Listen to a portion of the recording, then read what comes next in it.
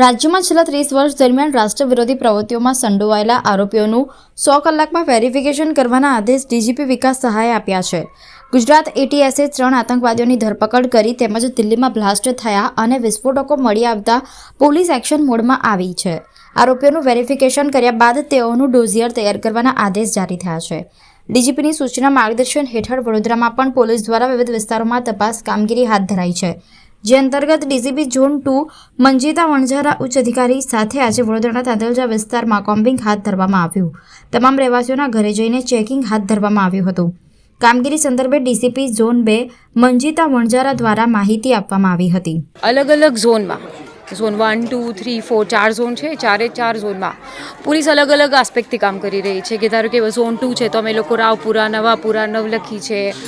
અત્યારે હાલ JP police station છે એમાં અલગ અલગ વિસ્તારોની અંદર આપણે ઘણા બધા એવા માઇગ્રન્ટ્સ રહેતા હોય છે કે જેને ભાડા કરાર નથી કરેલા હોતા, જેને પોતાની આધાર કાર્ડ નથી હોતું, એમને આઈડી નથી હોતા, તો અમે લોકો એ પણ ચેક કરીએ છીએ. સાથે સાથે એવા વ્હીકલ્સ પણ અમારે ધ્યાને આવેલા છે કે જેના કોઈ માલિક નથી હોતા, કેટલાય સમયથી પડી રહેતો શંકાસ્પદ વ્હીકલો હોય, એવા શંકાસ્પદ ઈસમો હોય, એનું આખું કોમ્બિંગ ચાલી રહ્યું છે.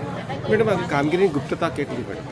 કામગીરીની ગુપ્તતા તો અત્યારે હાલ ગુપ્તતા ના સંદર્ભમાં વાત કરવા કરતાં અત્યારે હાલ આપણે લોકો આ એક મોટી ઝુંબેશ ચાલી રહી છે કે ઘણા બધા લોકો છે કે જે ખરેખર એમના નિયમોને પાળી નહીં રહી રહ્યા છે, પણ એની અંદર એવા અમુક તત્વો પણ હોય છે કે જે આખું પેલું સડેલી કેરીનું ટોપલામાં સડેલી કેરીઓ જ આખું ટોપલું ખરાબ કરતું હોય છે. તો વી આર સ્ક્રુટિનાઇઝિંગ દેટ.